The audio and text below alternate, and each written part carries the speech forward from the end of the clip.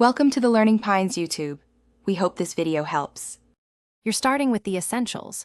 Confirm the replacement panel supports True Tone and that your iPhone is charged and online. First, back up quickly so settings aren't lost. Once done, disable low power mode and enable location services. These allow ambient sensor calibration. Now open settings and navigate to display and brightness. Make sure night shift is off. Then glance through accessibility color filters to ensure nothing interferes. This readies the sensors for the next calibration steps.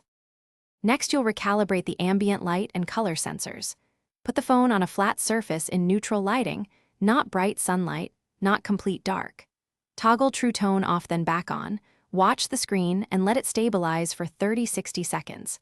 Slowly rotate the device through typical viewing angles to help the sensor sample different ambient conditions.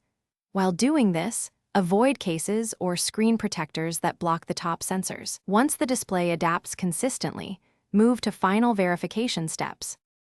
Finish by verifying True Tone across several images, pure white, mid-gray, and a skin tone reference. You should notice subtle warmth shifts. If True Tone still fails, power off and carefully reseat the display connector. Loose pins often cause sensor faults. Make sure battery and front sensor cable brackets are secured. If reseating doesn't fix it, restore iOS to rule out software corruption, and if that fails, schedule an Apple-authorized repair.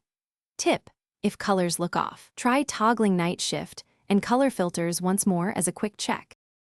Thanks for watching. Consider subscribing if we helped you.